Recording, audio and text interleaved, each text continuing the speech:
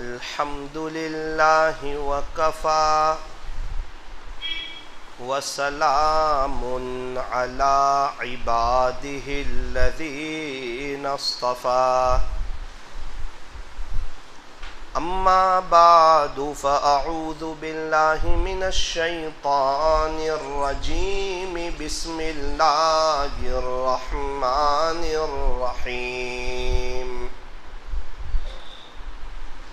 इन औलियाउहु इल्लल मुत्तक़ून सदक़ल्लाहु मौलानल अज़ीम वक़ालन नबिय्यु सल्लल्लाहु अलैहि वसल्लम ज़िक्रुल्लाहि शिफ़ाउल क़ुलूब वक़ाल अलैहि सलातु वस्सलाम इन्नमल अअमालु बिन्नियात रवाहुल बुखारी औ कमा क़ाल अलैहि सलातु वस्सलाम नाज़ाग़े हुस्न जिस पे ये हुस्ने रसूल है, नाज़ाग़े हुस्न जिस पे ये हुस्ने रसूल है कि कहकशा तो आपके कदमों की धूल है। ए कारवान शौक़, ए कारवान शौक़ यहाँ सर के बल चलो, तैबा के रास्ते का तो कांटा भी फूल है, तैबा के रास्ते का तो कांटा भी फूल है। चमकता रहे तेरे रोज़े का मंजर, सलामत रहे तेरे रोज़े की जाली, हमें भी अता हो वो जज्बे अबू ज़र, हमें भी अता गो, हमें भी अता गो वो जज्बे अबू ज़र, हमें भी अता गो वो रूह बिलाली, हमें भी अता गो वो रूह बिलाली। नक्शे कदम नबी के हैं जन्नत के रास्ते,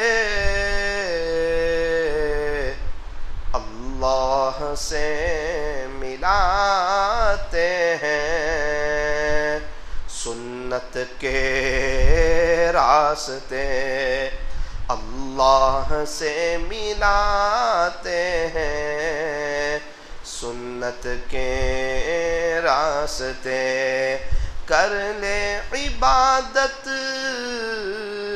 जवानी में,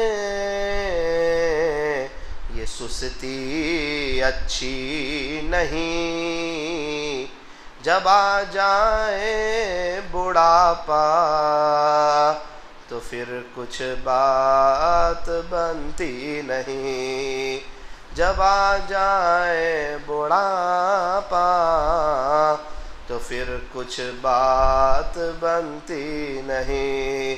कर ले तौबा, कर ले तौबा अभी भी वक्त है, फिर ये न कहना कि हिसाब बहुत सख्त है। मोहब्बत से, अदब से, अज़मत से और इस इस्तिहज़ार के साथ कि मैं यहाँ हूँ, मेरा दिल मदीने में है, दुरूद पाक पढ़ लीजिए।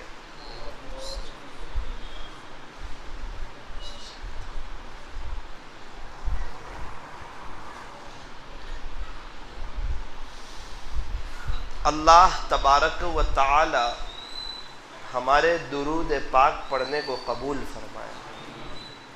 अल्लाह करे कि दुरूद शरीफ की मोहब्बत हमारे दिल के अंदर आ जाए। दुरूद शरीफ जो है ये तमाम अल्लाह वालों का मुत्तफ़क़ा वजीफ़ा है।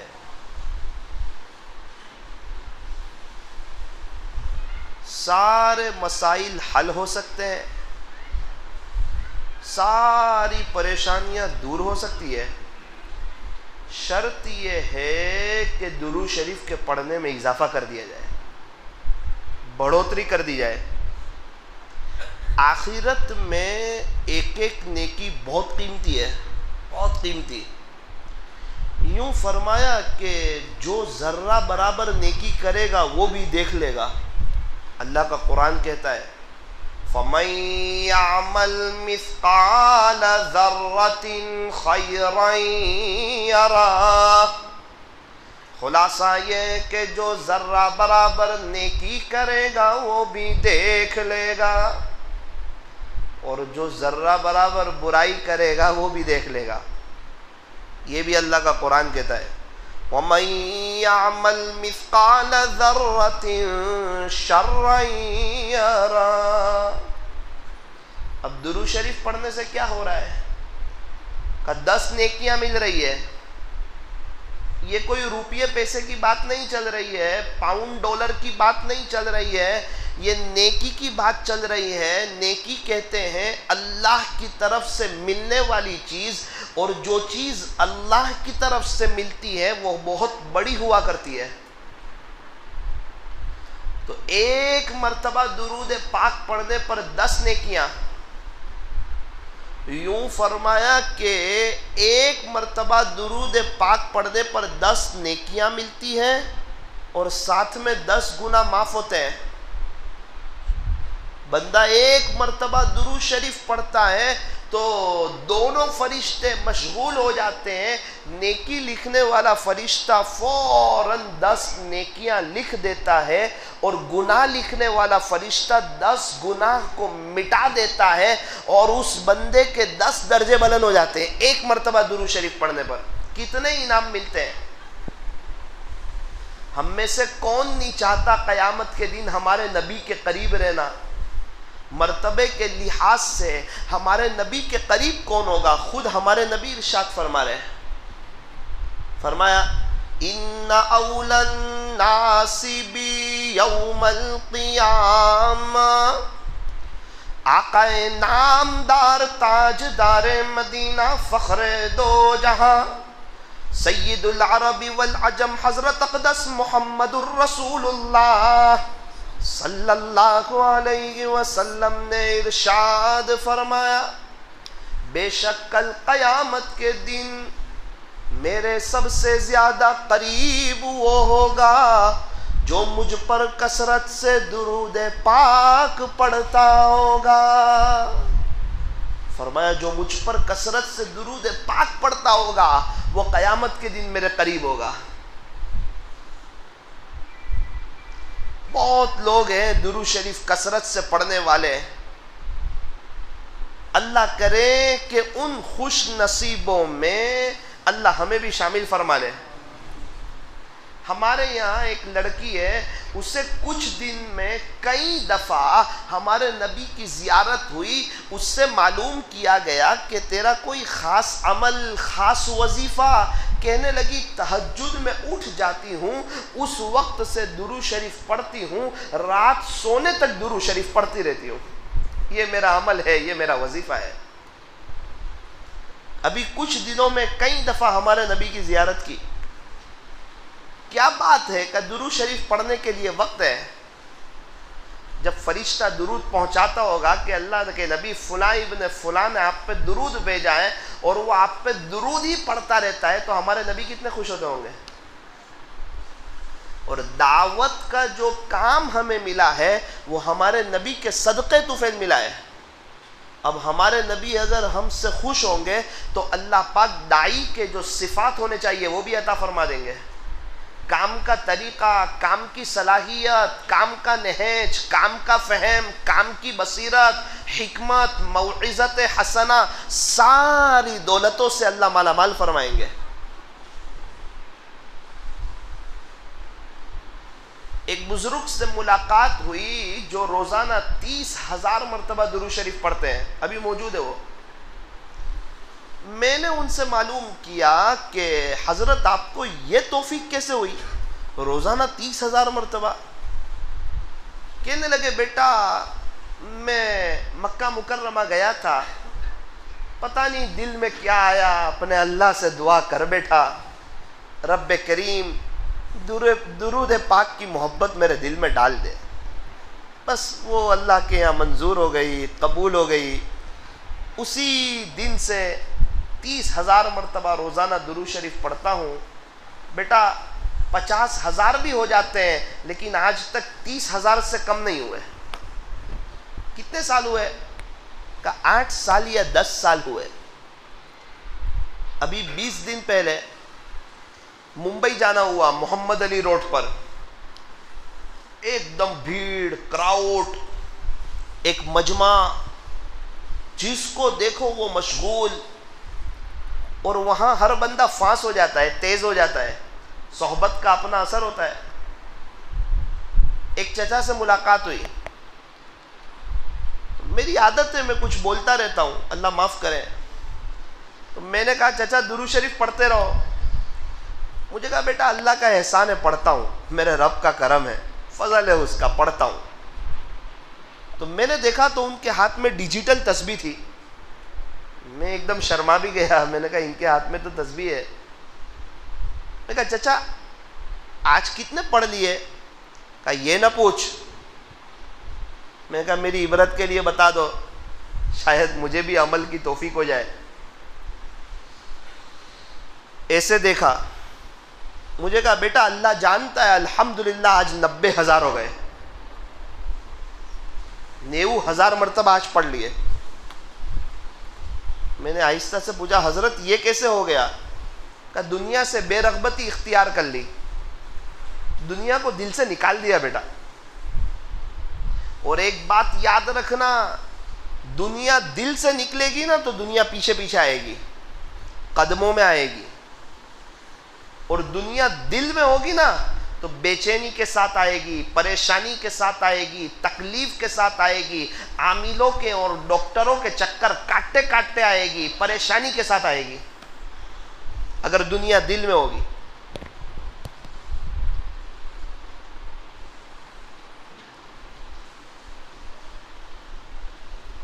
यूं कहते हैं कि अगर पैसे जेब में ना हो तो लोग कहते हैं कि बंदा गरीब हो गया,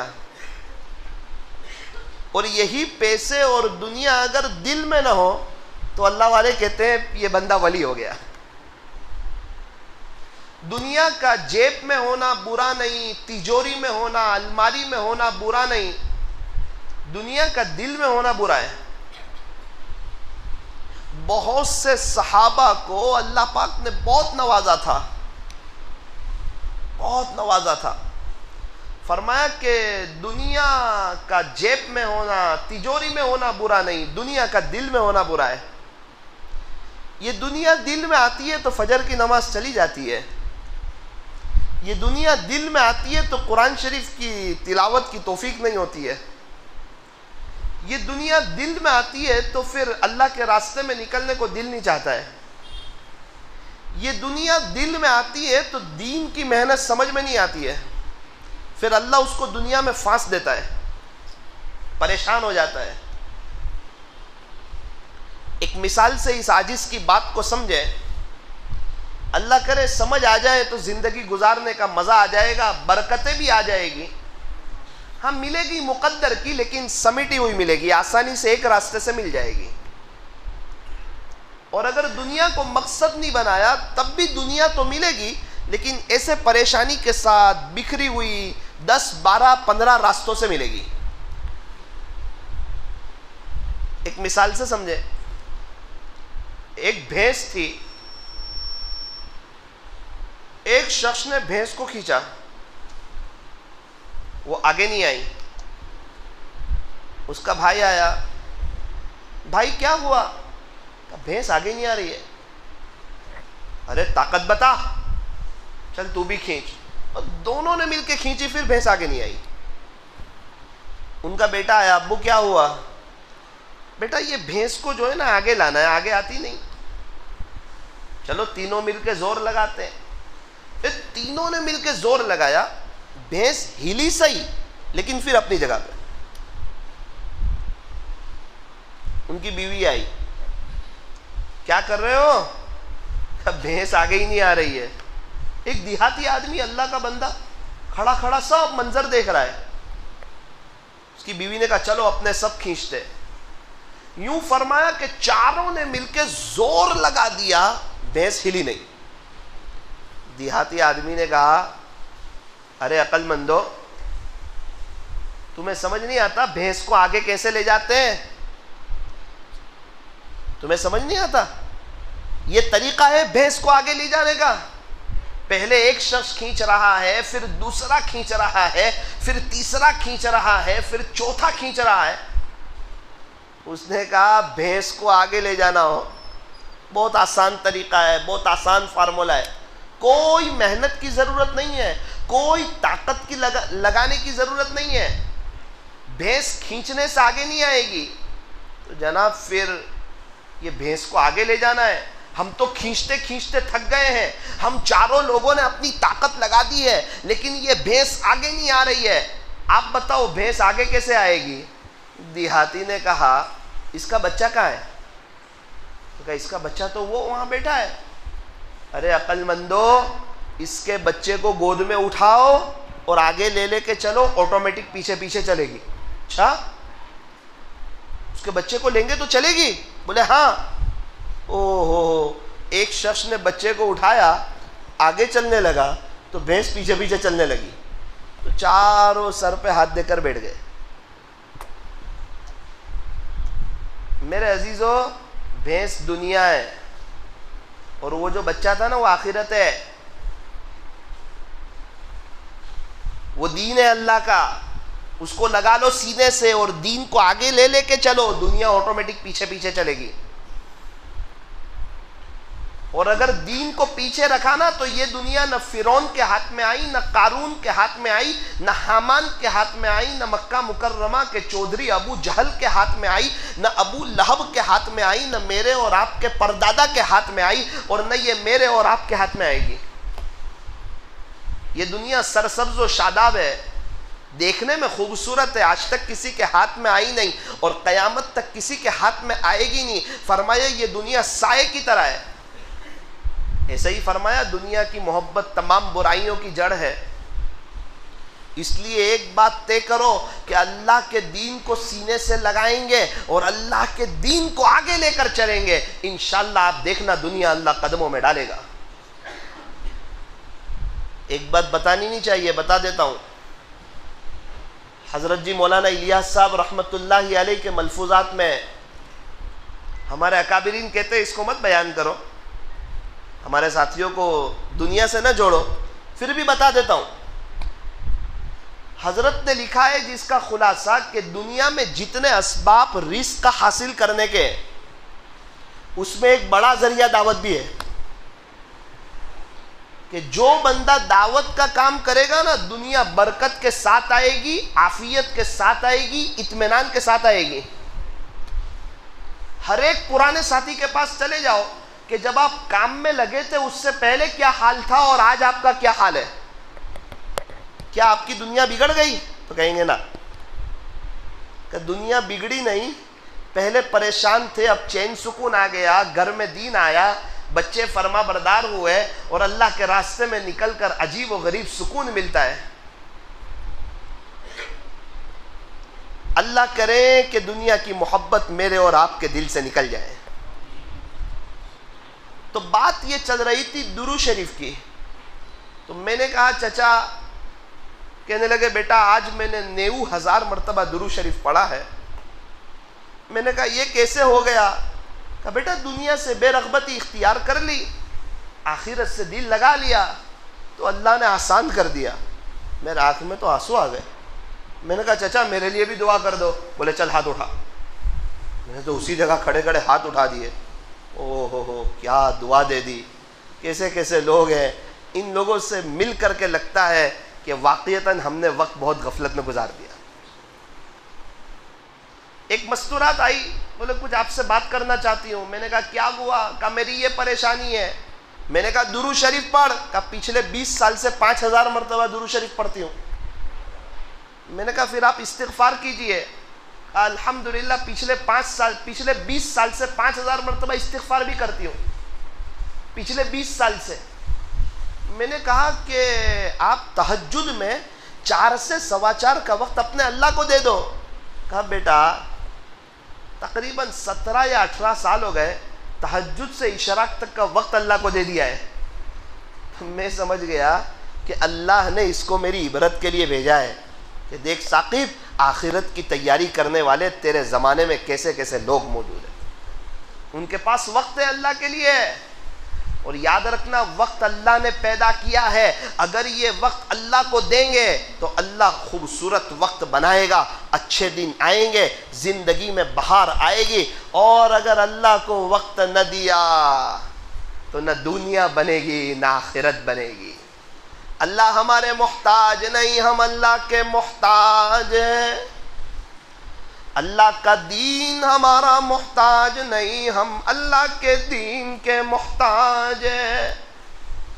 अगर हम दीन का काम नहीं करेंगे, अल्लाह का कोई नुकसान नहीं करेंगे, वो तो समाज से माजूरीन को खड़ा कर देगा, गूंगे बेरों को खड़ा कर देगा, अपने दीन का काम ले लेगा। अगर अल्लाह मेरे और आप से ले ले तो ये मेरी और आपकी सादत की बात है, खुशकिस्मती है। बादशाह ने एक शख्स को कहा मेरे लिए पानी ले आ, और वो फ़ख्र करता है मैं बादशाह का पानी लाया। अरे फ़ख्र न कर, बादशाह के पास तो तेरे जैसे हज़ारों थे, इस पर शुक्रिया अदा करके बादशाह ने तेरा इंतखाब किया, वरना वो कोई और ले आता। फ़ख्र की बात नहीं है। फरमाया अल्लाह जिससे दीन का काम ले रहा हो वो कभी भी बड़े बोल न बोले, हमेशा छोटा बन के रहे। जब तक छोटा बन के रहेगा खुदा की नज़र रहमत में रहेगा, जैसे ही अपने आप को कुछ समझ लेगा खुदा की नज़र रहमत से गिर जाएगा। ये काम छोटा बनने के लिए, तवाज़ु के लिए, आजिज़ी के लिए, इंकिसारी के लिए, अपने आप को अल्लाह से अल्लाह के हवाले कर देने के लिए। एक मिसाल से बात समझे हमें क्या करना चाहिए था और हमारा हाल क्या है। एक शख्स बादशाह के पास आया, कहा बादशाह सलामत, आपकी बेटी से शादी करना चाहता हूँ। है शहजादी से? बोले हाँ। बादशाह की एक ने एक बेटी। बादशाह को लगा कोई बड़े घर से होगा। क्या करते हो? लकड़ी काटता हूं जंगल से। अच्छा, तो मेरी शादी हो जाएगी आपकी बेटी से? तो कहा बेटा थोड़ा स्टेटस तो तेरा बुलंद कर, तू जंगल में रहता है, देहाती आदमी है, लकड़ी काटता है। एक तो पहले तेरी हिम्मत को सलाम, तेरी जुरत को सलाम, तू डायरेक्ट आके मुझसे कह रहा है कि मैं शहजादी से शादी करना चाहता हूँ।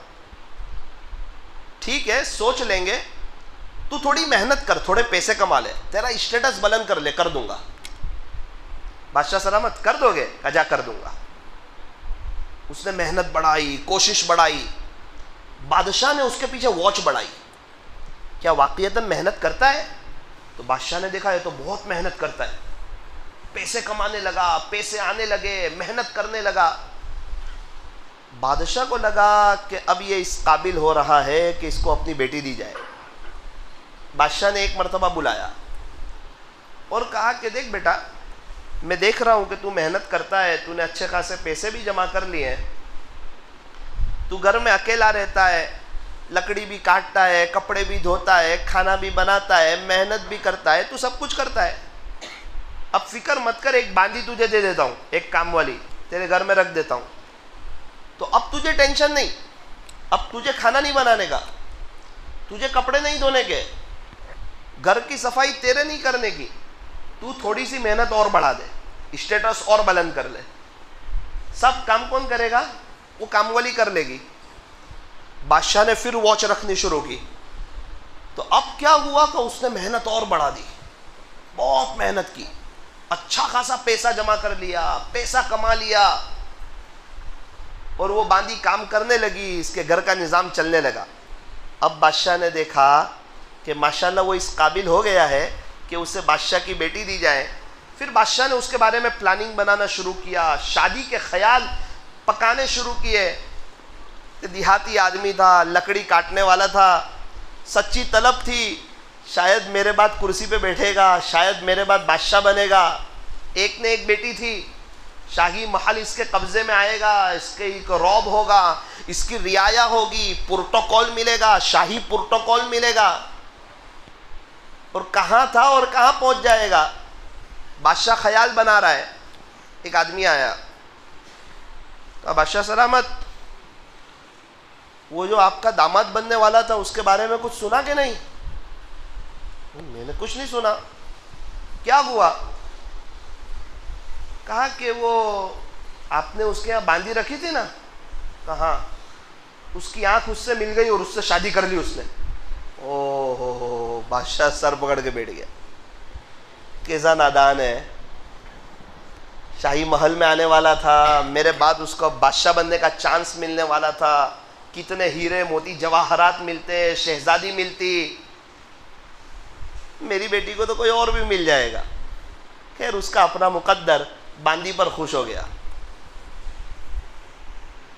गोकाक वालों, दुनिया बांदी है और आखिरत शहजादी है। दुनिया क्या है? बांदी, और आखिरत। हम किस पे खुश हो गए? कहाँ दिल लगा बैठे? नेकी लिखने वाला फरिश्ता भी सोचता होगा, अल्लाह ने इसके लिए जन्नत में हूरें रखी है, बहारें रखी हैं, आबशारें रखी है, ये जन्नत में हमारे नबी का पड़ोस हासिल कर सकता है, बार बार अल्लाह का दीदार कर सकता है। कैसा है? दुनिया में पड़ गया, बदनजरी में पड़ गया, मोबाइल में गुनाह करने लगा, अपनी आखिरत भूल गया। इसलिए तय करो कि बांदी के पीछे नहीं पड़ेंगे, दुनिया में रहेंगे, दुनिया के तलबगार नहीं बनेंगे। अल्लाह वाले कहते हैं दुनिया में हूं, दुनिया का तलबगार नहीं हूं, बाजार से तो गुजरा हूं मगर खरीदार नहीं हूं। एक बुजुर्ग कब्रिस्तान में थे, एक शख्स आए, कैसे हो हजरत, खैरियत से? कहा एक कब्र थी करीब में। हजरत ने कहा बेटा, ये कब्र वाले को अगर अल्लाह एक मौका दे दे तो ये क्या करेगा? तो उसका तो पूरा मुंह भर गया। कहने लगा कि हजरत, अल्लाह अगर इसको एक मौका दे दे, अब कहाँ मौका मिलेगा? बेटा मैं तुझे कुछ और सवाल पूछ रहा हूं कि अल्लाह अगर इसको मौका दे दे तो ये क्या करेगा? उसने कहा हजरत फिर तो ये अपनी पूरी ज़िंदगी अल्लाह के दीन की खातिर लगा देगा।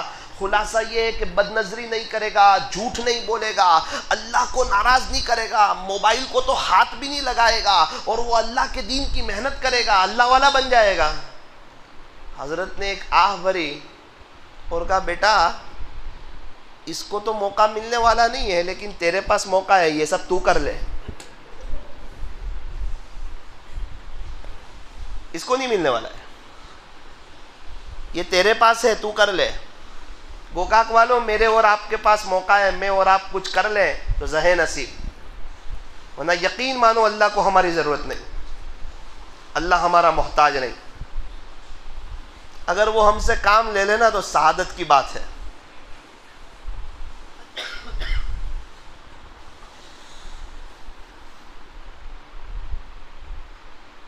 मौलाना हालात बहुत है, कैसे जाए अल्लाह के रास्ते में? चिल्ला डी हो चुका है कई पुराने साथियों का। अल्लाह वाले कहते हैं कि जो वजह आपकी अल्लाह के रास्ते में नहीं निकलने की है, वही वजह हमारी आपको निकालने की है।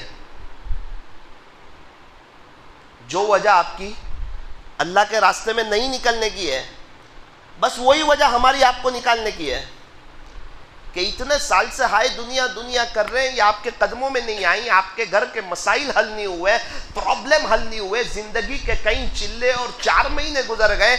एक काम करो, एक आध 4 महीने अल्लाह के दीन के खातिर भी लगा के देखो, रो करके देखो, तड़प करके देखो, तहज्जुद में अल्लाह को मना करके देखो, वहाँ का सुकून भी देखो और बरकतें भी देखो और इज्जतें भी देखो, और अल्लाह के दीन की मेहनत करने के बाद जो सुकून मिलता है और तहज्जुद में उठकर जो अल्लाह के सामने रोने का जो मज़ा आता है और तस्बीहात की जो तौफीक होती है और पहले सफ की जो तौफीक होती है, ज़रा वो करके भी देखो। अल्लाह के दीन की मेहनत को मामूली ना समझना, हल्के में मत लेना इसको। कोई भी दीन का काम हो, खानका हो, मदरसे हो, जमीयत हो, तबलीग हो, अल्लाह के दीन का काम है। कहाँ? जुबान रोक देना, मैं नहीं बोल सकता। काम कहाँ है, कहाँ ले जाता है? अल्लाह तक।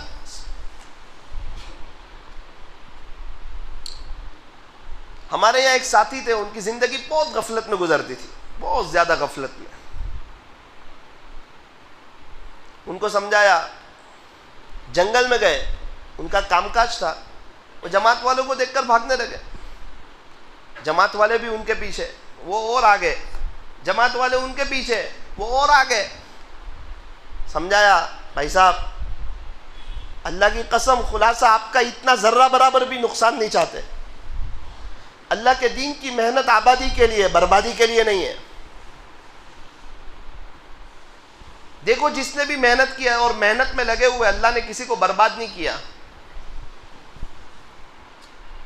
एक 3 दिन चलो आप हमारे साथ, अल्लाह का वास्ता आपको 3 दिन चलो, मैं नहीं आता, हमारी इतनी मान रखो, 1.5 घंटे से आपके पीछे, सिर्फ 3 दिन दे दो। चलो कोई बात नहीं, ना समझ में आए तो रिटर्न आ जाना, ठीक है। समझ में नहीं आया, रिटर्न आ जाऊंगा, कोई बात। 3 दिन आए, तालीम में बैठे, कुरान के हल्के में बैठे, वक्त गुजरता गया, जो रोना शुरू किया, बहुत रोए, बहुत रोए, बहुत रोए, बहुत तड़पे।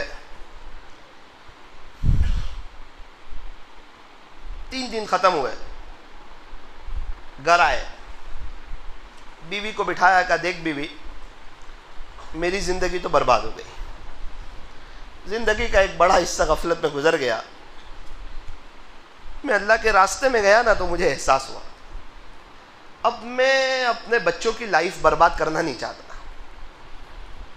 3 बच्चे हैं, क्या अच्छा हो कि तीनों हाफिज़ कुरान हो जाए और मैं और तू जन्नत में ताज पहने। हमारी ज़िंदगी तो गफलत में गुजर गई, क्या बेहतर हो कि तीनों आलिम हो जाए, इल्म इनके सीने में हो, तीनों अल्लाह के दीन की मेहनत कर रहे हो, तीनों कारी हो जाए, अच्छा कुरान पढ़े। हमें तो नहीं आ रही है सही मानों में सूरह फातिहा, बच्चे तो पढ़े अच्छा कुरान, बीवी भी समझ गई, तीनों को एक मदरसे में रख दिया गुजरात के। कुछ वक्त गुजरा, तीनों हाफिज हो गए, कुछ वक्त गुजरा, तीनों आलिम हो गए, कुछ वक्त गुजरा, तीनों कारी हो गए। उसमें उनके 2 बच्चे तो अभी गुजरात के टॉप कारियों में। क्या सवाब ले रहे हैं वो मेहनत करने वाले, जिसने समझाया था आज कितना ऊंचा मकाम होगा उनका। अब उनके बच्चे पढ़ा रहे हैं, मेहनत कर रहे हैं, जितने बच्चे पढ़ते जाएंगे इनको सवाब मिलता जाएगा। उनकी नस्लों में जितने उलमा तैयार होते जाएंगे इनको सवाब मिलता जाएगा। उम्मत में हीरे छुपे हुए हैं, मेहनत करने वाले कहाँ हैं? हीरे छुपे हुए उम्मत में। कचबूच में मेरी बात तय हुई। मुझे कहा ये एक बच्चा नज़म पढ़ेगा। मैंने कहा बहुत अच्छा। वो मेरे से मुलाकात के लिए आया। मौलाना आप मुझे पहचाने? ओह आप? मैंने उन्हें शर्ट पैंट में देखा था, दाढ़ी भी नहीं, अजीब जिंदगी। हम लोग जब चिल्ले में गए थे रजब में, तो मैंने उनको उस हाल में देखा था, और अभी नज़म पढ़ने आए तो देख रहा हूं माशाल्लाह जुब्बा है और अमामा है। कहा मौलाना आपकी जमात आई थी, तो जमात वालों की बात दिल पे लगी। मौलाना पहले फजर भी नहीं पढ़ता था, लेकिन जब बात दिल पे लगी तो 40 दिन में से 26 दिन तो मैंने फजर की अजान दी, और मैंने नज़म मश्क की कि आपके बयान से पहले पढ़ूंगा। जब उसने नज़म पढ़ी, मेरे आंखों में आंसू आ गए। कैसे कैसे हीरे उम्मत में छुपे हुए हैं। मेहनत करने वाले कहाँ हैं, कोशिश करने वाले कहाँ हैं, तड़पने वाले कहाँ हैं, फिक्र करने वाले कहाँ हैं। और मेरा अजीज़ों याद रखना, अगर दीन जिंदगी में नहीं होगा, सुकून नहीं मिलेगा, बाहर नहीं आएगी, दुनिया वेल सेट नहीं होगी, परेशानियां खत्म नहीं होगी, हालात साजगार नहीं होंगे, 2 काम बनाने जाएंगे 4 काम बिगड़ जाएंगे, 4 काम बनाने जाएंगे 8 काम बिगड़ जाएंगे। बड़े मकान के बावजूद जिंदगी तंग हो जाएगी, जिंदगी गुजारने का मजा नहीं आएगा अगर जिंदगी में दीन नहीं होगा। अभी हमारे यहाँ जमात में नौसारी में एक जमात चल रही है। एक चचा से मुलाकात हुई, दवाओं का इतना बड़ा डिब्बा लिए चल रहे हैं, मुश्किल से उठ पाते हैं। बातचीत हुई कि ये आप अल्लाह के रास्ते में इतनी कुर्बानी दे रहे। कहा अल्हम्दुलिल्लाह ये 32वीं मरतबा मैं 4 महीने में निकला हूं। कितनी मरतबा? 32वीं मरतबा।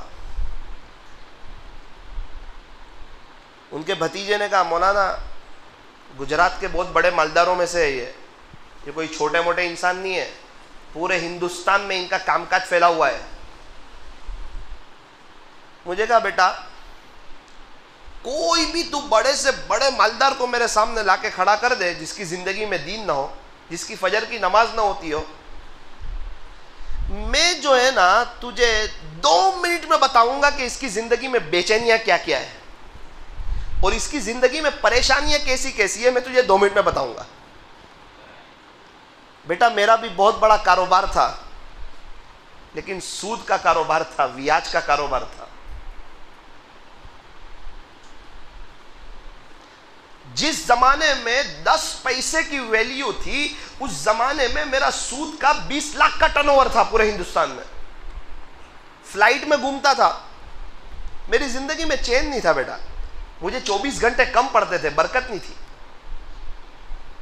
हमारा घर अच्छा, हमारा रहन सहन अच्छा, हमारे यहाँ की शादियां अच्छी, हमारा लिबास अच्छा, हमारी मस्तूरात के कपड़े अच्छे। हमें स्टेटस बताना पड़ता था कि हम मालदार लोग हैं, लेकिन अंदर से बहुत बेचैन थे। फिर क्या हुआ का तश्कील वाले आए और मैं अल्लाह के रास्ते में गया 4 महीने। वहां जाके पता चला कि ये तो हराम है, सूद का मामला बड़ा खतरनाक है, ब्याज का मामला बड़ा खतरनाक है। अल्लाह का कुरान कहता है यमहकुल्लाहु रिबा, अल्लाह सूद को मिटाता है, वयुर्बि सदकात, और अल्लाह सदकात को बढ़ाता है। ये अल्लाह के कुरान का साफ ऐलान है। अल्लाह सूद को मिटाता है और सदकात को बढ़ाता है। जिंदगी में कभी भी सूद के चक्कर में ना पड़ना, हमारी मस्तूरात को भी ना पढ़ने देना। ये ऐसा गड़ा है कि इसमें जो जाता है ना वो ऊपर नहीं आता, उसका हाल बेहाल हो जाता है। 2 गुना ऐसे हैं वो जिंदगी में कभी मत करना भाई। वो ऐसे हैं कि अल्लाह फरमाते हैं अगर तूने ये गुनाह किया तो फिर मेरी तेरे साथ ऐलान जंग है, मुकाबला फिर अल्लाह के साथ। सूद लिया या सूद दिया तो कहा जंग अल्लाह के साथ, गया काम से। सूद के बाद जो इंसान हालात देखता है,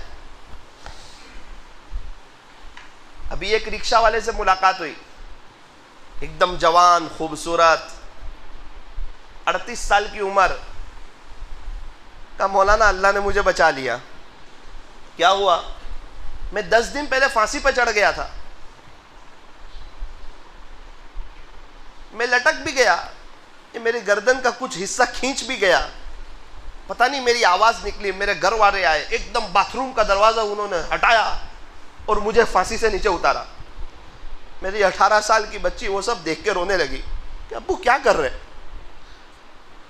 मैं कहा ये सब कैसे हुआ? मौलाना मेरी खुद की रिक्शा चलती थी, ऐसी आवक थी मेरी, बस पता नहीं मुझे क्या हुआ, मुझे लालच आई और मैंने सूद के पैसे की एक रिक्शा ले ली।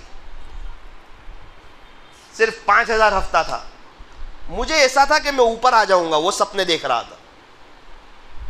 मौलाना जो सूद लिया है और जो अल्लाह के साथ जंग छेड़ी है, उसके बाद ऐसा गिरा हूं कि अभी तक उठ नहीं पाया हूं। एक आदमी मेरी मदद करने को तैयार नहीं, जैसे अल्लाह ने मुझे अपनी नजर रहमत से ही गिरा दिया हो। एक आदमी हजरत मुफ्ती साहब के पास आया, हजरत सूद लिया है, वियाज। हजरत ने गर्दन फेर ली, यहां से आया फिर चेहरा फेर लिया, यहां से आया फिर चेहरा फेर लिया। हजरत मेरी बात तो सुनो बेटा, तूने सुनने जैसा कुछ रखा ही नहीं है, अल्लाह के साथ जंग छेड़ दिए। कुछ थोड़ा और कोई मामला करके आता तो रास्ता बताता, जंग ही अल्लाह से छेड़ दिए तूने, बाकी क्या रखा तूने? तुझे पता नहीं था रिस्क देने वाली जात अल्लाह की है, खिलाने वाली जात अल्लाह की है, वो हलाल से देता तुझे, तू क्यों हराम के रास्ते पर गया? फिर हजरत ने उसको एक शक्ल बताई, खुलासा तौबा कर ले तू। तो बात ये चली थी, 2 गुना बड़े खतरनाक है, उसमें एक सूद और ब्याज है और दूसरा किसी अल्लाह के वली को सताना। ये 2 गुना ऐसे कि उनका अल्लाह के साथ ऐलान जंग है, इसलिए ये 2 गुना जिंदगी में कभी भी मत करना। और अगर ये गुनाह में पड़े हो, जल्द अज जल्द किसी मुफ्ती साहब के पास चले जाना, उनके पास बैठ जाना, अपनी जिंदगी की फाइल उनके सामने रख देना और कहना मुफ्ती साहब बताओ मैं अल्लाह को कैसे राजी करूं। घर बेचने की जरूरत पड़े घर बेच देना, दुकान बेचने की जरूरत पड़े दुकान बेच देना, प्रॉपर्टी बेचने की जरूरत पड़े प्रॉपर्टी बेच देना, लेकिन आखिरत की बर्बादी का सौदा मत करना, वरना हमेशा हमेशा के लिए फंस जाओगे। और कभी सूद के पैसे से ऊपर आ गया ना तो और मसला खड़ा हो जाएगा। जब तक उसकी नस्लों में सूद का पैसा चलता रहेगा, इसको अजाब होता रहेगा और फंस जाएगा। ऊपर आ गया तो और फंस जाएगा।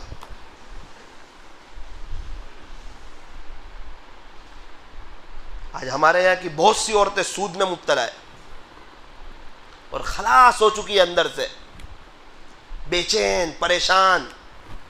कई औरतों ने इसी में इज्जत का सौदा किया है, सूद पे ब्याज पे।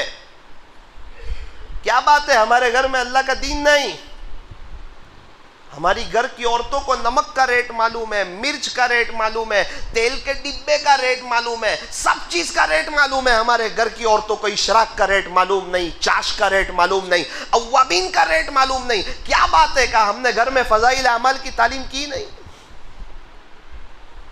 उसको दीन के बारे में बताया ही नहीं, उसकी नमाज की फिक्र की नहीं। एक आश फजाइल अमल की तालीम करते, एक आध घंटा किसी अल्लाह वाले का उसको बयान सुनाते। औरतें अमल पे जल्दी आती है, शायद वो बयान सुनती एक आध घंटा और कान के रास्ते से दिल में बात जाती तो वह आपकी भी फर्मा बरदार बनती, बच्चों की अच्छी तरबियत करने वाली बनती और ये सोच उसकी जिंदगी में आती कि मेरे घर में अल्लाह का दीन आ जाए। औरतों की सोच बड़ी वजन रखती है।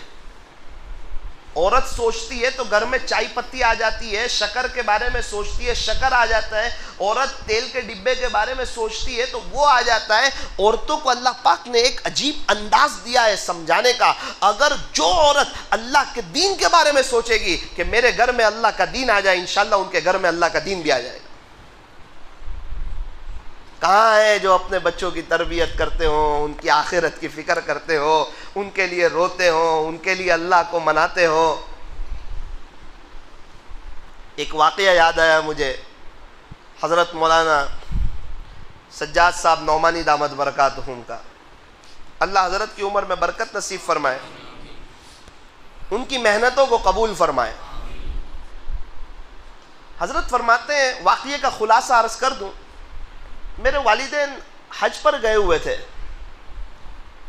तो हमारे यहाँ एक माहौल है, हज से आते बच्चों के लिए कुछ ले आते हैं और बच्चे बहुत खुश हो जाते हैं। मुझे भी बहुत अच्छी तरीके पर याद है, जब मेरे अम्मी अब्बू जाते थे तो हमें उनके आने से ज़्यादा खुशी वो क्या चीज़ लाए उसकी होती थी। छोटे बच्चे को खिलौने चाहिए और क्या चाहिए। हज़रत फरमाते मेरे वालिदैन तशरीफ़ लाए और बैग खोली, सब मेरी भाई बहन खड़े थे, तो मेरी अम्मी ने कहा, देख बेटा तेरे लिए ये लाई, तेरे लिए ये लाई, तेरे लिए ये लाई, तेरे लिए ये चीज़ लाई। मौलाना सज्जाद साहब फरमाते हैं कि मुझे घड़ी बहुत पसंद थी, तो मैं समझा कि मेरी माँ मेरे लिए घड़ी लाई होगी। पूरी बैग ख़त्म हो गई, सब भाई बहन के लिए कोई न कोई चीज़ थी, मेरे लिए कुछ न निकला। मेरी आंख में आंसू आ गए। मैंने कहा, अम्मी सबके लिए लाए, मेरे लिए कुछ न लाए। बेटा सज्जाद तेरे लिए भी लाने वाली थी, सबके लिए कुछ न कुछ लाई, लेकिन जब तेरी बारी आई ना तो मैंने बैतुल्लाह शरीफ का पर्दा पकड़ा और यूं कहा, अल्लाह मेरे सज्जाद से पूरी दुनिया में दीन का काम ले ले, ये लाई तेरे लिए। खुश हो।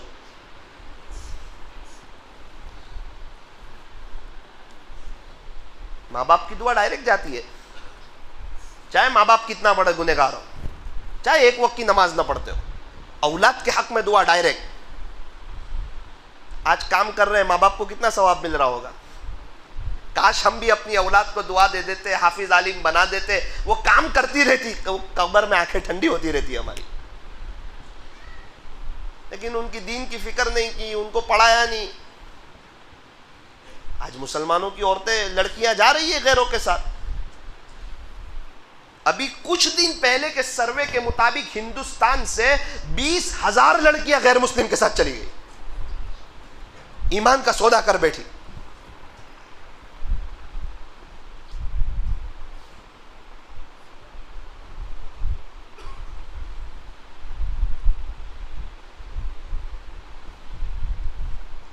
पालनपुर में एक जगह अभी 40 लड़कियां जाने वाली थी।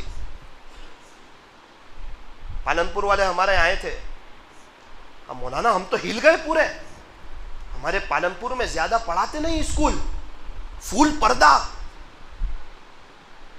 अहम मीटिंग हुई समाज में, हजरत मौलाना हारून साहब रहमत दामत बरकातहुम के कहीं प्रोग्राम हुए, एकदम से रोक लगाई, बच्चियों के मोबाइल की वॉच रखी, उनके पास से मोबाइल लिया, उनको समझाया, और अब घर पे दीन की मेहनत चालू हुई। अल्हम्दुलिल्लाह वो 40 लड़कियां बच गई, वरना गैरों के पास हमारे यहाँ की 4000 लड़कियों के नंबर थे। ये हमारी उलमाए किराम की एक टीम ने बहुत बड़ा खर्च किया इस पर, तब जाके अंदर से ये रिपोर्ट निकली है। मुझे कह रहे थे, तुम्हारे नवसारी में तो स्कूल पढ़ाते हैं इतनी सब, तो तुम्हारे यहाँ क्या हाल होगा, तुम सोचो तो सही, तुम्हें पता नहीं है। ये मौलाना हारून साहब हमारे यहाँ आते थे ना, तो कहते थे कि पानी यहाँ तक आ गया है, सर के ऊपर जाए तो रोना मत। हकीकत में सर के ऊपर से चला गया।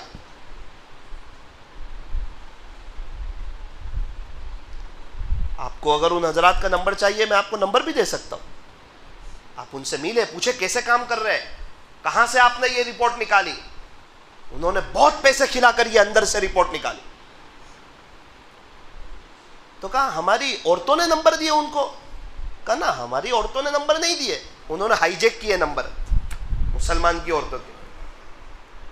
कोई ना कोई तो हाथ में आ जाता है शिकारी के जाल में। अल्लाह के वास्ते अपने घर की फिक्र करो, ये सोने का वक्त नहीं है। ईमान की बात चल रही है अब, ईमान की। और हम अपनी बच्चियों को स्कूल पढ़ा रहे, 6ठी क्लास में, 7वीं क्लास में, 8वीं क्लास में। हमारी बालिगा लड़की स्कूल जाए, सरों के पास जाए। क्या हुआ कि रिश्ता अच्छा होगा। अल्लाह की कसम खाकर कहता हूं, हजरत आदम अलैहिस्सलाम के पैदा होने से पहले लिख दिया गया इसका रिश्ता कहां होगा, जहां लिखा है वहीं होगा। अंगूठा छापो या पूरी पढ़ी लिखी हो, हाँ पढ़ना लिखना जान ले थोड़ा बहुत, उसको घर का कामकाज सिखाओ, शोहर के साथ रहना सिखाओ, घर में मोहब्बतों वाला माहौल कायम करना सिखाओ।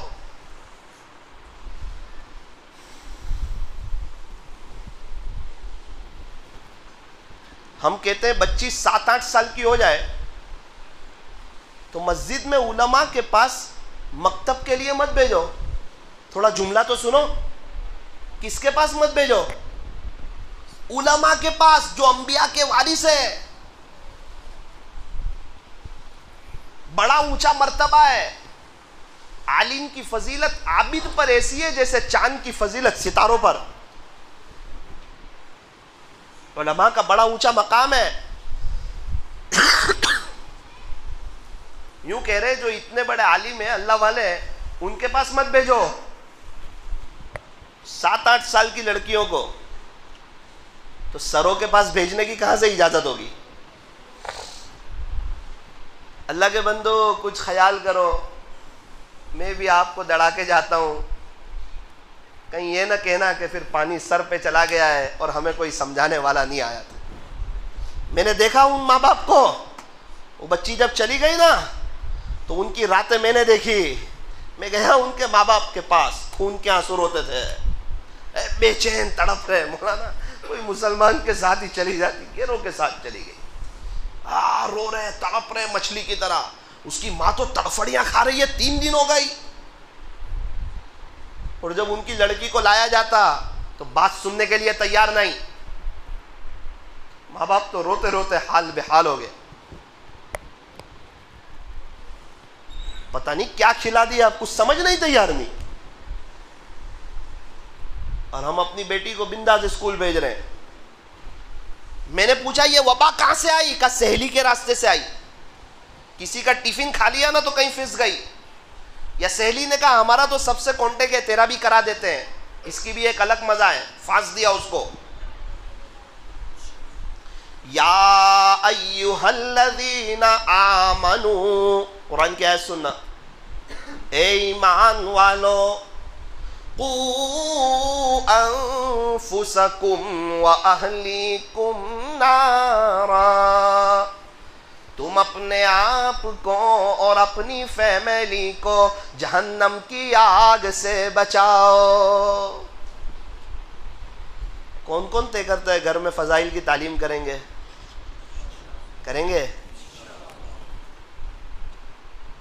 हजरत मौलाना तारिक जमील साहब का 1 घंटा रोजाना बयान सुनाओ। मेरे अजीजों, माफी मांगने वाले, तौबा करने वाले, अल्लाह की तरफ रुजू करने वाले, ये अल्लाह को बहुत पसंद कि बंदा अल्लाह से माफी मांग ले, अल्लाह का हो जाए, अल्लाह से सुलह कर ले। जब औरतों के अंदर दीन था, कैसी कैसी कुर्बानियां दी, और क्या औरतों के अंदर तकवा था। आपने नाम सुना होगा इमाम अहमद बिन हम्बल रहमतुल्लाह अलैह का। एक औरत आई उनके पास, पर्दे में थी, उनका बेटा भी वहीं बैठा हुआ था। उसने आकर कहा, हजरत मसला पूछना चाहती हूँ। पूछिए। मैं सूत काटती हूँ, जो उनका लिबास आता है ना कॉटन, उसको बुनती हूँ, सूत काटती हूँ मैं। तो रात में चांद की रोशनी में मैं सूत काटती हूँ। हजरत एक मर्तबा ऐसा हुआ कि बादशाह की सवारी का गुजर हुआ, तो बादशाह के खादिम लोग किंदील लेके जा रहे थे पीछे। तो थोड़ी देर के लिए मैंने उस किंदील की रोशनी से फायदा उठाया। रोशनी आई तो मैंने जल्दी जल्दी काम किया। तो क्या ये मेरे लिए जायज था?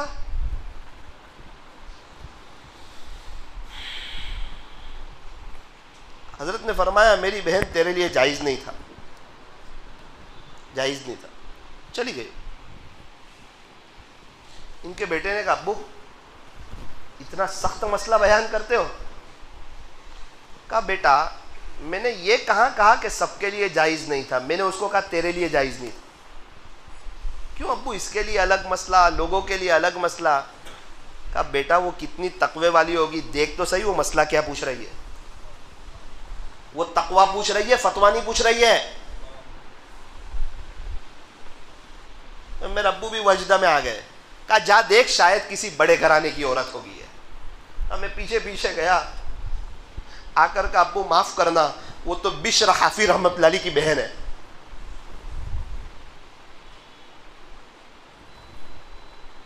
बिश्र हाफी रहमतुल्लाह अलैह की बहन है।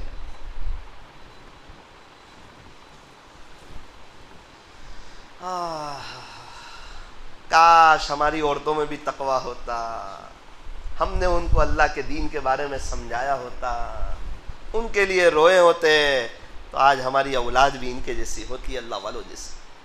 बिशर हाफी रहमतुल्लाह अलैह पुलिस वाले हैं और शराब के नशे में जा रहे हैं, देखा कि अल्लाह का नाम नीचे, हो मेरे अल्लाह का नाम नीचे, उसको उठाया, चूमा, सर आंखों पर रखा और बदन जगह पर रख दिया। अल्लाह ने इल्हाम फरमाया, ए बिशर तुमने हमारे नाम को पैर से उठाकर सर तक पहुंचाया, याद रखना हम तेरे नाम को फर्श से उठाएंगे और अर्श तक पहुंचा देंगे। हजरत फरमाते इस इल्हाम के बाद मेरा दिल अल्लाह की मोहब्बत से भर चुका है। हालांकि पुलिस वाले हैं, शराबी हैं, बज़ाहिर हाफिज आलिम नहीं थे, ये कोई किताबी सनद याफ्ता आलिम हो, ऐसी बात नहीं। अब इमाम अहमद बिन हंबल रहमतुल्लाह अलैह इनके पीछे भागा करते थे। शागिर्द होने का हजरत ये तो आलिम भी नहीं, ये तो पुलिस वाले थे, शराब के नशे में घूमते थे, अभी अभी तौबा की हुई है, आप तो साहिब मजहब बुजुर्ग हैं, साहिब तकवा हैं, बड़े अल्लाह वाले हैं, और आप इनके पीछे भागते हैं। कहा मेरे बच्चों, अहमद बिन हंबल जिस रब को मानता है, बिश्र हाफी उस रब को जानता है। अहमद बिन हंबल जिस रब को मानता है, बिश्र हाफी उस रब को जानता है। हबीब अजमी रहमतुल्लाह अलैह ये कोई बहुत बड़े अल्लाह वाले नहीं थे, सूद खोरों में से थे, बड़ा सूद का कामकाज था, यही सूद का जो अल्लाह की नजर से गिरा देता है। क्या जब अल्लाह की रहमत जोश में आती है, ए दोस्त जब अय्याम भले आते हैं, घात मिलने की वो खुद ही बतलाते, अपने तक पहुंचने का रास्ता अल्लाह ही बता देते हैं। एक बादशाह टेरेस पे खड़ा था, तकरीबन बहलूल दाना रहमतुल्लाह अलैह का गुजर हुआ, तो साथियों से कहा कि ये बहलूल है? बोले हाँ, अभी इनको मेरे तक ले आओ। तो पहले ज़माने में लीफ तो नहीं होती थी, लेकिन वो आज जो कलर काम करने वाले जिस तरह ऊपर चढ़ते हैं बाहर से, इस जैसी कोई चीज़ होती होगी। 2 मिनट में बहलूल दाना रहमतुल्लाह अलैह बादशाह के पास, तकरीबन बगदाद में। बादशाह सलाम किया, कहा हज़रत माज़िरत चाहता हूँ, एक सवाल पूछने के लिए आपको हाजिर किया। क्या सवाल? अल्लाह तक कैसे पहुँचे हैं? का जैसे तेरे तक पहुंचा। तो समझ में नहीं आया,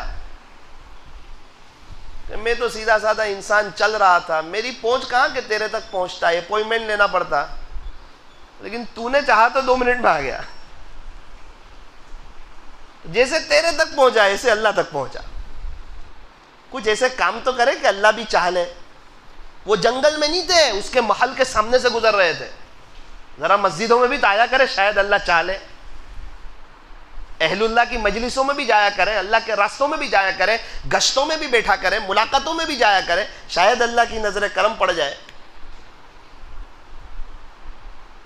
यही बहलूल दाना रहमतुल्लाह अलैह एक मर्तबा हारून रशीद रहमतुल्लाह अलैह के दरबार में आने से पहले, हारून रशीद के दरबार में आए, मजलिस लग रही है, लोग आ रहे हैं, हारून रशीद की एंट्री पड़ने वाली है, वो सीधा आकर हारून रशीद की कुर्सी पे बैठ गए।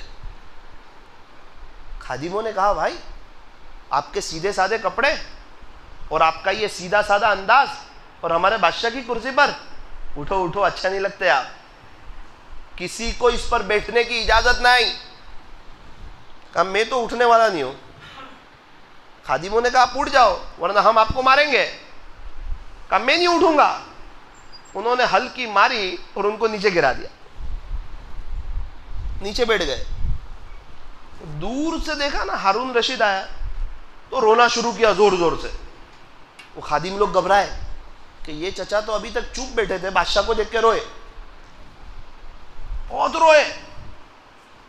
हारून रशीद ने कहा बेहलोल क्या बात है, इतना रो रहे हो? तो खादिमों ने कहा कि बादशाह सलामत, हमारी नज़र में आपकी इज्जत बहुत है, ये आपकी जगह है, और हमारी मौजूदगी में कोई आपकी कुर्सी पर बैठ जाए ये हमें कहाँ बर्दाश्त, हमें बर्दाश्त नहीं हो सकता। ये आपकी कुर्सी पर बैठ गए, बहुत समझाया उठे नहीं, इसलिए हमने इनको थोड़ा ही मारा बस नीचे बिठाने के लिए, ये मानते नहीं थे। कहा बेहलूल इतने बड़े अल्लाह वाले हो, इतनी सी मार पर इतना रोते हो, बंद करो रोना, क्या चीख रहे हो? तो कहा कि रोते रोते कहा हारून मार पड़ी इसलिए नहीं रो रहा हूं, तेरे लिए रो रहा हूं, है तुझ पे रो रहा हूं। कहा मेरे पर क्यों रो रहे हो? कहा 2 मिनट तेरी कुर्सी पे बैठा तो मार पड़ी, खुदा के दरबार में तेरा क्या होगा, तूने पूरी जिंदगी इस कुर्सी पे बैठा है।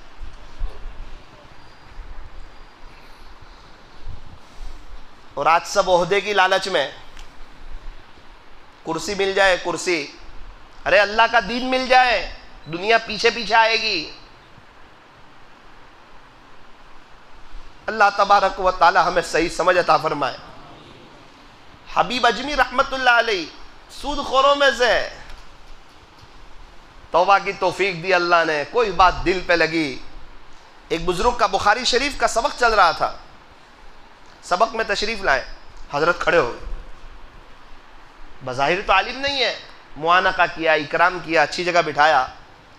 जब हबीब अजमी रहमतुल्लाह अलैह तशरीफ ले गए तो शागिर्दों ने कहा हजरत आप इतने बड़े आलिम हो और ये तो बड़े सूदखोरों में से थे, अभी अभी तौबा की, इनके आने पे आप खड़े हो जाते हो, इकराम करते हो, आप इतने बड़े अल्लाह वाले हो। तो कहा बच्चों मैं किताबों का आलिम हूं और हबीब अजमी अल्लाह का आलिम है, मैं किताबों को जानता हूं और वो अल्लाह को जानता है।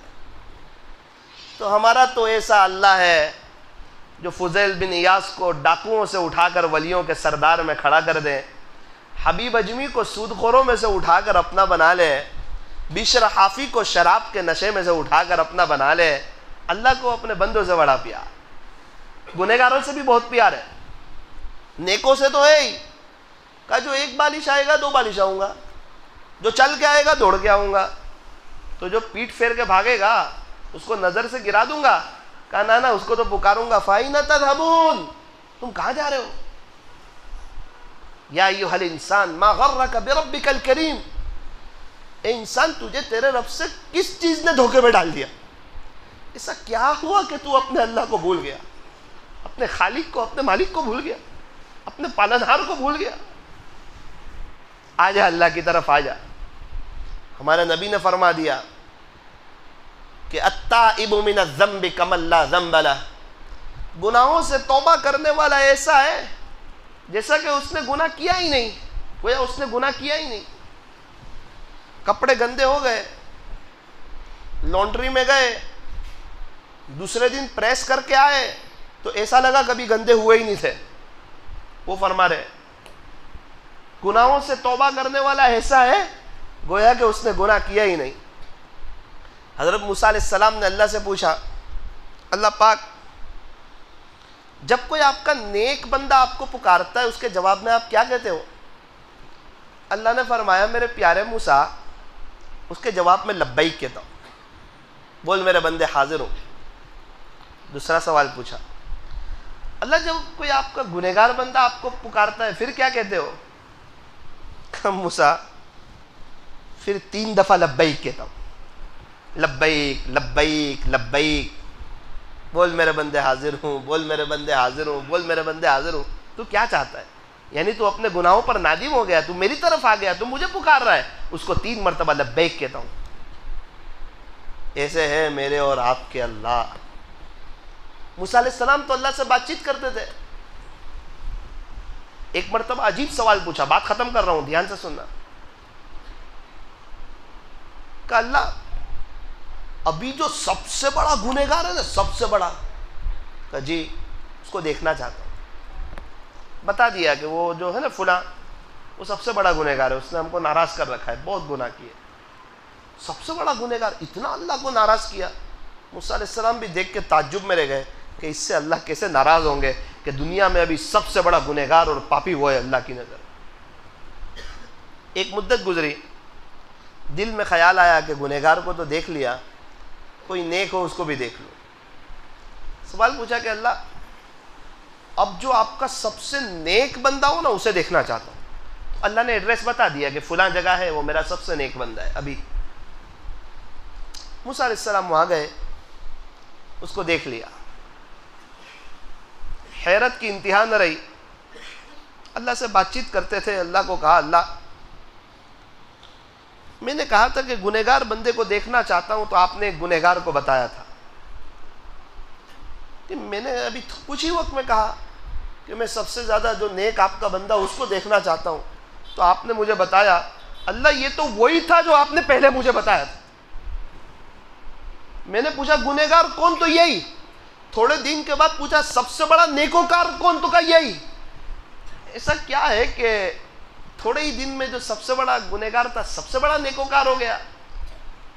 मेरे मूसा, असल में बात ऐसी है कि अपनी बीवी के पास बैठा हुआ था, ये कुछ बात निकली तो इसकी बीवी ने कहा कि तुम्हारे अमल तो ऐसे है कि तुम पक्के जहन्नमी हो। इसने कहा कि हाँ बेशक मेरा अमल तो ऐसे है कि मैं पक्का जहन्नमी हूँ, लेकिन खुलासा ये है मेरी बीवी, एक बात याद रखना। कहा मेरे गुनाह है ना, मेरे गुनाह बहुत है, मेरे को पता है अल्लाह मुझसे नाराज है, लेकिन सुन ले, आज तू कहती है ना मैं पक्का जहन्नमी हूं, तो सुन ले, उसकी रहमत के मुकाबले में मेरे गुनाह कुछ नहीं है। और मेरी बीवी, मैं अल्लाह की रहमत से नाउम्मीद नहीं हूं। ए मूसा, जब उसने हमारी रहमत की बात की ना, हमारी रहमत का दरिया जोश में आया और उसके सारे गुनाहों को नेकियों से बदल दिया।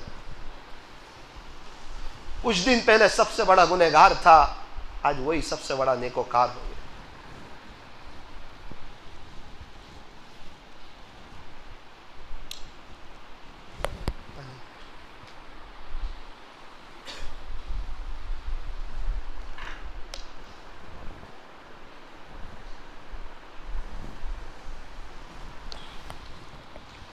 लाइटें बंद करो।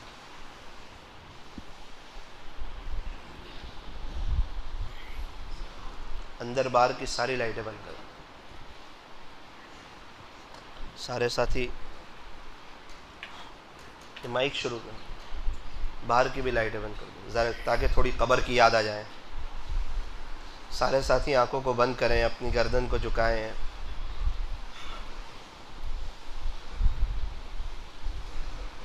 दिल दिल में हम भी अपने अल्लाह से कह दें, ए अल्लाह, बेशक बहुत बड़ा गुनहगार हूँ, लेकिन आपकी रहमत से नाउम्मीद नहीं हूँ।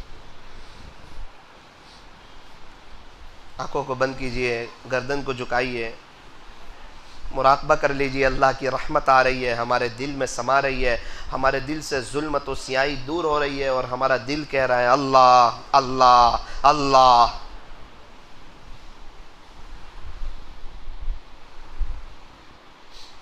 अल्लाह, वो तो हज़रत मूसा अलैहिस्सलाम का उम्मती था,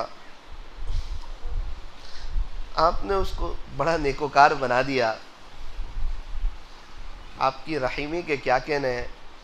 रब्बे करीम, ये प्यारे नबी की लाडली उम्मत बैठी हुई है, ये प्यारे नबी की महबूब उम्मत है। इस उम्मत के लिए हमारे नबी रोए थे, तड़पे थे, बड़ी मोहब्बत से इसे सींचा था। ताइफ का सफ़र किया था, पत्थर खाए थे। आप ताइफ के सफ़र से रिटर्न हो रहे थे, बच्चों ने पत्थर मारे, आप गिर गए, फिर आप उठ के भागने लगे, फिर बच्चों ने पत्थर मारे, फिर आप गिर गए, फिर आप उठ के भागने लगे, फिर बच्चों ने पत्थर मारे, फिर आप बेहोश हो गए।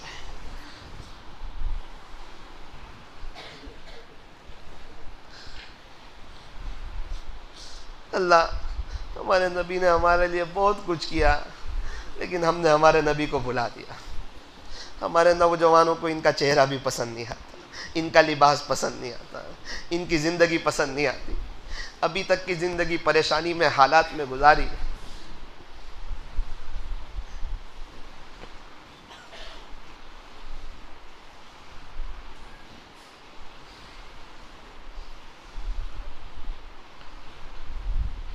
हमारे यहाँ एक ग्रुप है जो बेवा फंड के पास, बेवा लोगों के पास जाते हैं, उनकी मदद करते हैं। पता चला एक घर के बारे में कि यहाँ कोई बेवा औरत रहती है, उसके बच्चे भी हैं। दरवाजे को दस्तक दी, दरवाज़ा खोला, एक लड़की ने, 14 साल की उम्र थी। कहा बेटी, 3 छोटे छोटे बच्चे थे, 7 साल का, 8 साल का, 9 साल का। कहा बेटी ये कौन है? कहा चचा जान ये मेरे भाई लोग हैं तीनों। छोटे छोटे आपके भाई है? कहा जी। आपकी उम्र क्या है? तो कहा 14 साल। अच्छा माशाल्लाह। बेटा आपके अब्बू कहाँ हैं? चचा जान मेरे अब्बू का तो 3 साल पहले इंतकाल हो गया था। बेटा तेरी अम्मी कहाँ है? चचा जान क्यों जख्म पर नमक छिड़कते हो? 1 महीने पहले मेरी माँ का भी इंतकाल हो। घर में आप ही रहते हो? तो कहा हम ही रहते हैं, हमारा कोई नहीं है।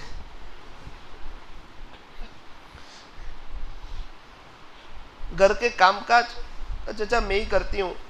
मेरे 3 भाइयों के कपड़े धोती हूँ, इनको नहलाती हूँ, इनको तैयार करती हूँ, इनकी खिदमत करती हूँ। मेरा अम्मी तो है नहीं, मेरे अम्मी सब करते थे, इंतकाल हो गया 1 महीने पहले। अभी 20 दिन पहले की बात कर रहा हूँ, 1 महीने पहले। कहा बेटी खाने का क्या निज़ाम होता है? कहा चचा जान बच्चों को समझा पटा कर घर बिठाती हूँ, कुछ 1-2 चक्कर लगा लेती हूँ, मांग लेती हूँ, कोई कुछ दे दे, अपने भाइयों के लिए कुछ ले आती हूँ। और रात में अड़ोस पड़ोस वाले कुछ दे देते तो हम रूखा सूखा खा लेते।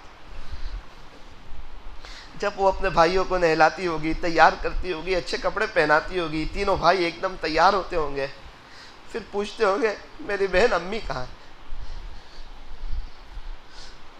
हमें किसके लिए तैयार किया, हम किसको बताएं? क्या उम्र होती है 14 साल की। जब रात को समझा पटाकर मोहब्बत की बातें करके अपने भाइयों को सुलाती होगी, जब तीनों भाई सो जाते होंगे, फिर सोचती होगी काश मेरी माँ होती। जो बड़ी उम्र के 60-70 साल वाले, वो अपनी माँ को याद करके इतना रोते हैं। उनको पता है कि माँ के सामने हमेशा कोई कितना भी बड़ा हो जाए बच्चा ही रहता है। तो उस बच्ची पे क्या गुजरती होगी। मेरा कह लेना आसान है, खैर आप लोगों का सुन लेना आसान है, ये तो बातें हैं, लेकिन वो जिस पर बीतती होगी ना वो जानता है क्या होता है। किसको यतीमी कहते हैं और हम कहते हैं कि हम परेशान। इसलिए कहा दुनिया के मामले में अपने से नीचे वाले को देखो, ताकि पता चले अल्लाह ने कितनी बहारों में रखा। क्या लॉकडाउन में शानदार नहीं खिलाया? क्या छत नहीं दी? क्या हमें एक लंबी मुद्दत तक माँ बाप का साया नहीं दिया? कब तक हम अल्लाह के दीन को पीठ बताएंगे और गैरों की नकल उतार कर नबी करीम सल्लल्लाहु अलैहि वसल्लम को तकलीफ पहुंचाएंगे? कब तक उसी की जमीन पे चल के उसी को नाराज करके बताएंगे? क्या हो गया हमें? हम कहाँ जा रहे हैं? अल्लाह बुला रहा है, फ़ैन तज़हबून, तुम कहाँ जा रहे हो?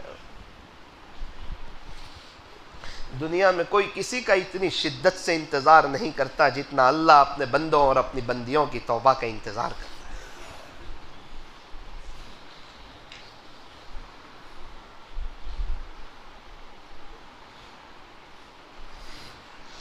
अल्लाह यहाँ मौजूद है, हमें देख रहे हैं।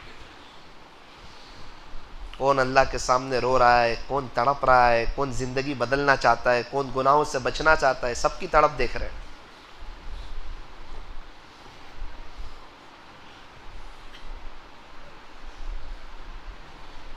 ला इलाहा इल्लल्लाह मुहम्मदुर रसूलुल्लाह सल्लल्लाहु अलैहि वसल्लम। मेरा अजीज़ो ज़िक्र तो बहुत मर्तबा किया, आज थोड़ा सा रो करके कर लीजिए। ला इलाहा पढ़े तो तसव्वुर करे अल्लाह की, दुनिया की मोहब्बत निकल रही है। इल्लल्लाह पढ़े तो तसव्वुर करे अल्लाह की मोहब्बत आ रही है। ये बहुत वज़नी कलीमा है। सातों ज़मीन और आसमान को एक पलड़ा में रख दिया जाए, इस कलीमे को एक पलड़े में रख दिया जाए, कलीमे वाला पलड़ा चुप जाएगा। मेरे साथ फौजी चाचा रहमतुल्लाह अलैह आते थे, आपको याद हो तो। उनका इंतकाल हुआ, अभी उनकी अहलिया इद्दत में। न्यू मुस्लिम थे, कलीमा बहुत पढ़ते थे, ला इलाहा इल्लल्लाह ला इलाहा इल्लल्लाह। इंतकाल का वक्त आया, सुबह 6 बजे बच्चों से कहा बच्चों मैं जा रहा हूँ। तैयारी की थी उन्होंने आखिरत की। न्यू मुस्लिम थे। बच्चों ने कहा अब्बू कैसी बात करते हो? कहा तू कैसी बात करता है, देखना फरिश्ते आ रहे, जन्नत बता रहे। पूरी जिंदगी कलीमा पढ़ा था। बच्चों ने कहा मौलाना 100 मरतबा कलीमा पढ़ा और अल्लाह को प्यारे हुआ। जैसी जिंदगी होती है वैसी मौत होती है। कहीं ऐसा ना हो हम दुनिया बकते बकते चले जाए। हमारे यहाँ एक चचा थे, रोजाना 6 पारे पढ़ते थे। जुमा के दिन 12 बजे मस्जिद में आए, 1:45 बजे कुरान पढ़ते पढ़ते पेशानी को कुरान के ऊपर रखा और अल्लाह को प्यारे हो गए। मुझे डर लगती है कहीं ऐसा ना हो कि मोबाइल के ऊपर पेशानी रख के अल्लाह को प्यारे ना हो जाए।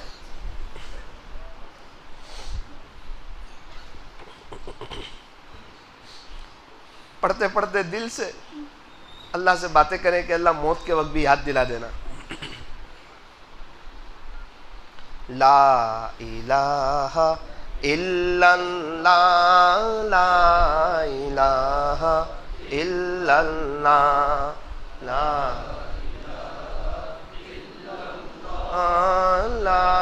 इलाहा इल्लल्लाह इल्लल्लाह ला इलाहा इल्लल्लाह ला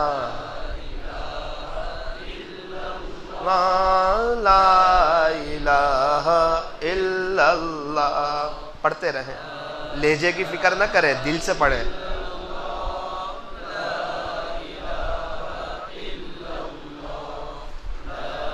इलाहा इल्लल्लाह ला इलाहा इल्लल्लाह। शर्माए नहीं। लोग गीबतें करते हुए नहीं शर्माते। हीरो की, क्रिकेटरों की बातें करते करते नहीं शर्माते। दुकान में ग्राहकों के साथ बात करते हुए नहीं शर्माते। शादी में जोर जोर से आवाज निकालते हुए नहीं शर्माते।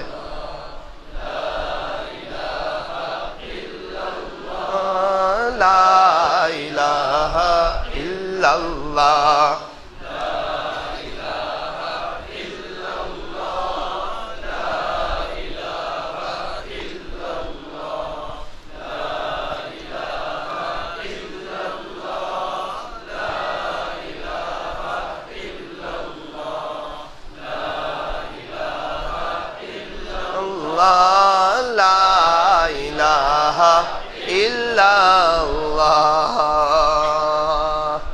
मुहम्मदुर रसूलुल्लाह सल्लल्लाहु अलैहि वसल्लम।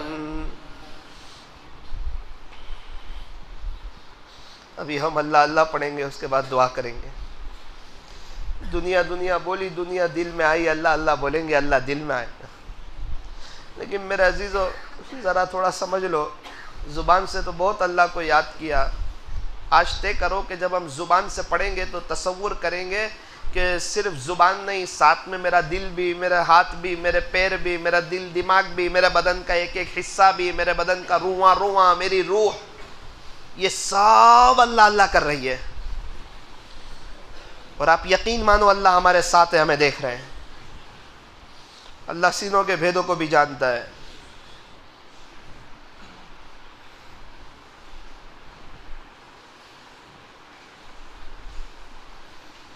अल्लाह अल्लाह अल्लाह अल्लाह अल्लाह अल्लाह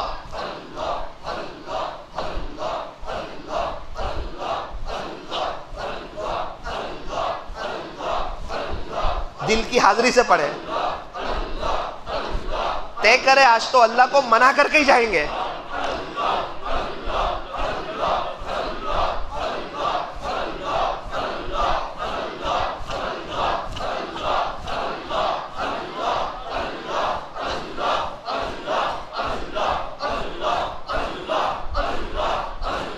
अल्लाह भी खुश होते होंगे, मेरे बंदे मुझे याद कर रहे हैं।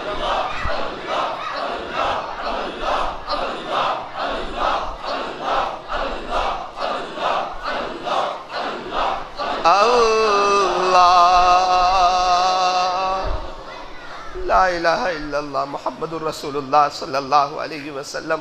हाथ उठाइए, दुआ कीजिए, अपने आप को गुनहगार समझ लीजिए। जो नेक समझता है अल्लाह उसको रोने की तौफीक नहीं देते। अल्हम्दुलिल्लाह रब्बिल आलमीन। या रब्बि सल्लि व सल्लिम दाइमन अबदन अला हबीबिका खैरिल खल्क़ि कुल्लिहिम। ला इलाहा इल्ला अंत सुब्हानक इन्ना कुन्ना मिनज़ ज़ालिमीन। अल्लाह हम बहुत बड़े गुनहगार हैं, अल्लाह बहुत बड़े गुनहगार हैं मेरे रब, मेरे सुहाने रब, मेरे प्यारे रब, हबीब अजमी के रब, बिशर हाफी के रब, फज़ैल बिन नियाज़ के रब। अल्लाह अल्लाह आपने उनको कबूल किया, हम भी गुनहगार हैं, हमें भी कबूल कर ले। उन पर जो मोहब्बत की नज़र डाली थी, एक नज़र डाल दे अल्लाह, अल्लाह डाल दे अल्लाह। अल्लाह मैंने देखा यार सब लोग रो रहे थे, अल्लाह बड़ी मोहब्बत से बड़े वजद में जिक्र कर रहे थे, दूर दराज से आए, अतराफ से आए, तो अल्लाह अपने काम को छोड़ के आए, आपको लेने के लिए आए, आपको मनाने के लिए आए। अल्लाह मैं बीच में क्या कुछ बोलूँ, इन्हीं की ज़ुबान से सुन लीजिए ये क्या चाहते हैं। अपनी अपनी ज़ुबान में अल्लाह से दुआ कर लीजिए।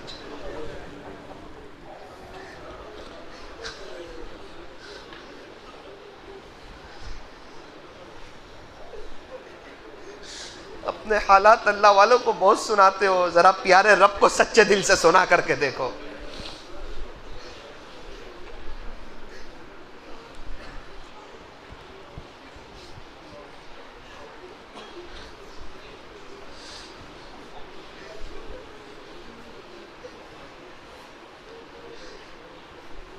एक यतीम बच्चा था, स्कूल में से कहा आइंदा कल 1500 रुपये फीस ले आना वरना तुझे निकाल दिया जाएगा।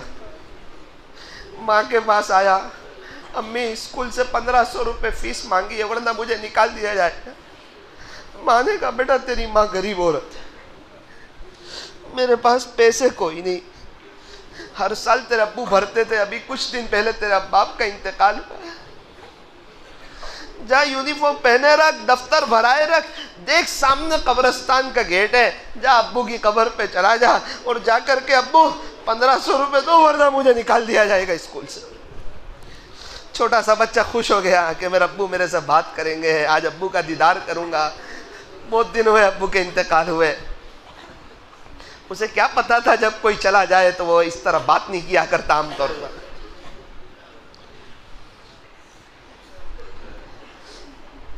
वो कब्र पे जाके बैठ गया,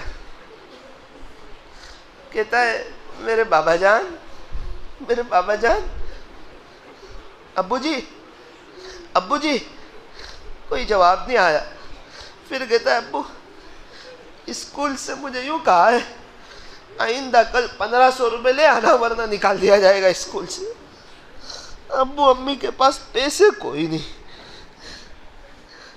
अम्मी ने कहा जा तेरे अब्बू के पास चला, आप दे दो ना अब्बू, हर साल आप ही तो देते। जब कोई जवाब ना आया गर्दन नीचे को के रोने लगा, छोटा सा बच्चा। और हमारी जिंदगी भर हमारे माँ बाप ने फीस भरी, हमें उसका एहसास तक नहीं। कितने कब्रों में सोए पड़े, उनको कोई पढ़ के बख्शने वाला नहीं। वो भी सोचते होंगे काश बच्चों को हाफिज आलिम बना दिया होता, आज कुछ पढ़ के बख्शते तो सही।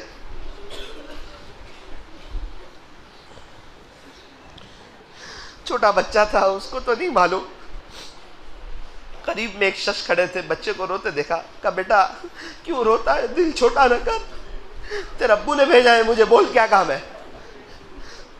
झूठ बोल दिया उसने कहा अंकल मेरे अब्बू ने भेजा है। बोले जी फीस भरनी है वरना मुझे निकाल दिया जाएगा। बेटे इस तरह रोते नहीं, दिल छोटा नहीं करते, अल्लाह बहुत बड़ा है, अल्लाह हमारे साथ है।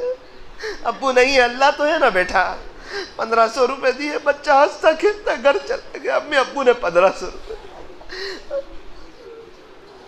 अल्लाह इसमें भी कितने ऐसे हैं कि माँ बाप चले गए उनके, आज उन्हें याद आती है, बाप का बेटा कहना याद आता है।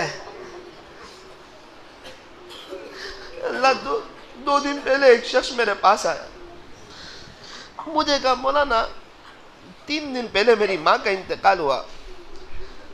फिर एकदम उसकी आंखें भर आई, कहता है मैं माफी ना मांग सका, अब क्या करूं।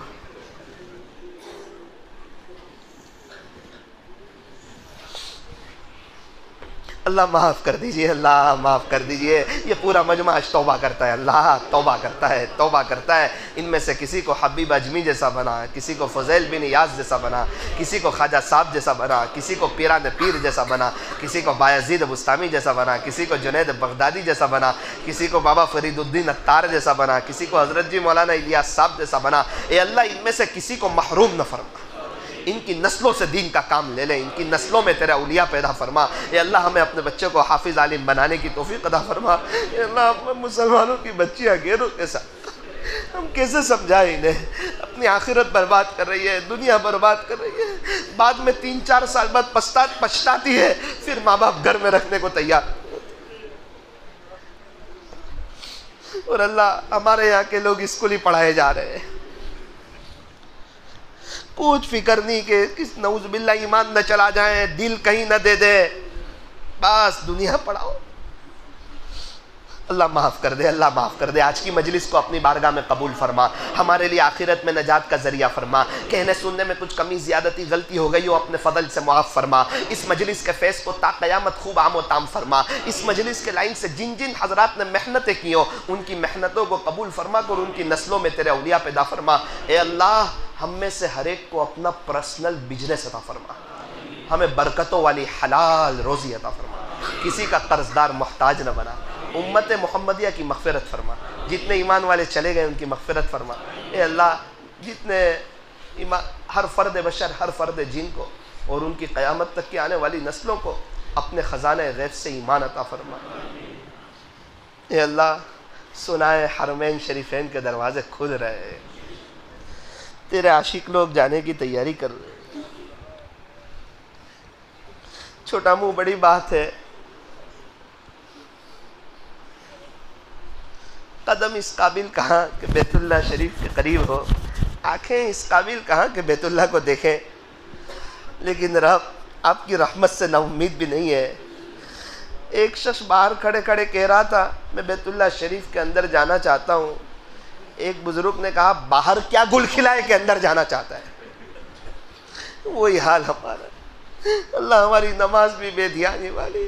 एक शख्स नमाज पढ़ रहे थे, सामने से एक का गुजर हुआ, इन्होंने कहा उसको ए मजनून, वो लेला मजनून, ए मजनून तुझे समझ नहीं आता, तूने मेरी नमाज खराब कर दी।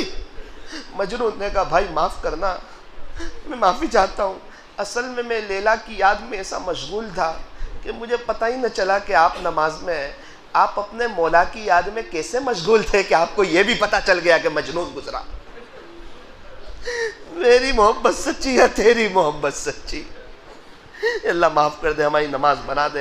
अल्लाह हमें बार बार आपके रास्ते में निकलने की तौफीक अता फरमा, तकाज़ों पर चलने की तौफीक अता फरमा, हर महीने 3 दिन पाबंदी से लगाने की तौफीक अता फरमा, दीन को आगे लेने की तौफीक अता फरमा, दीन को 1 नंबर पर रखने की तौफीक अता फरमा, दुनिया को दूसरे नंबर पर रखने की तौफीक अता फरमा। ए अल्लाह हमें मरने से पहले पहले सच्ची तौबा की तौफीक अता फरमा। हम में से हर एक को किसी अल्लाह वाले से बैत होकर के ज़िंदगी गुजारने की तौफीक अता फरमा। सल्लल्लाहु ताला अला खैरि खल्क़ि मुहम्मद व आलिहि व अस्हाबिहि अजमईन बिरहमतिका या रहमर रहीम।